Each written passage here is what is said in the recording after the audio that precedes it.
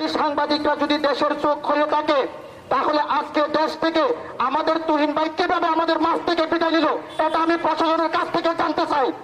আমি গতকালকে একটি ভিডিও পড়েছে, দেখলাম একজন প্রশাসন কনস্টেবল আমাদের ভাই তুহিন ভাইকে যখন হত্যা করা হচ্ছে, এই কনস্টেবল বলতেছে আমাদের পাশ থেকে ধরে নিয়ে যান তারপরে মারেন।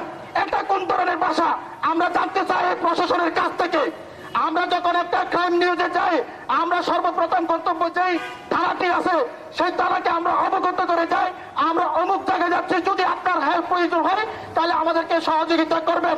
কিন্তু আমরা দেখতে পাই যখন আমাদের উপর হামলা চলে আসে, আমরাকে থানা অবগত করার পরেও আমাদেরকে প্রশাসন কোনো ধরনের সুরক্ষা দিতে পারে না। এটা কার ব্যর্থতা বলে আমরা মনে করি।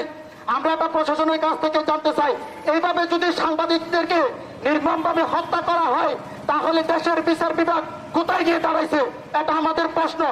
আমরা একটি কথা জানতে চাই, যদি আমরা কিছুক্ষণের জন্য সীমিত সময়ের জন্য শুধু মানববন্ধন করতেছি, কিন্তু আদৌ কি এই মানববন্ধনের মধ্য দিয়ে আমরা বিচার পাবো কিনা তা আমি জানি না।